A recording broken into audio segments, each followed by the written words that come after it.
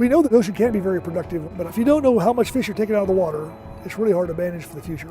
We need solid information feeding into the stock assessments, and so with new technology available and really having a complete picture of what's going on in the ocean, it's integral to proper managing a fishery. I started ground fishing in 1982. We had too many boats entered the fishery during that time period. By 1999-2000, pretty apparent that stocks were in pretty bad shape. The fishery was declared a disaster. The information that we had to feed into those assessments wasn't good. It was a pretty dark time in the fishery as far as way too many boats chasing way too few fish. Keeping fisheries sustainable really comes down to making sure that we have good data, good science that goes into the management. We wanted to do something different and basically have full accountability and complete the circle of information in to give you the right number of fish taken out. And one of the ways is catch monitoring.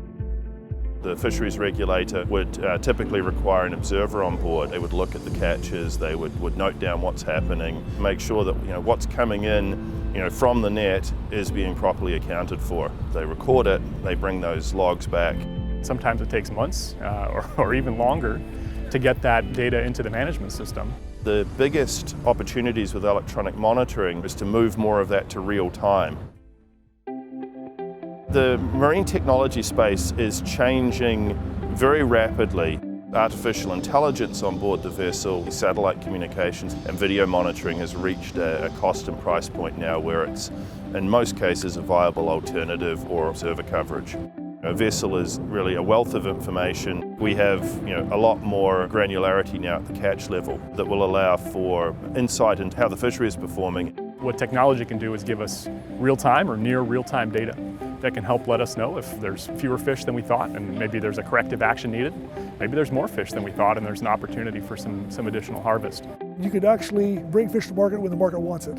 And so fishermen could tailor their fishing operation to the fish they have in their quota account. Really taking a much more business-like approach to the fishery. You see a lot of optimism with that because people see the future and they see a lot of potential there.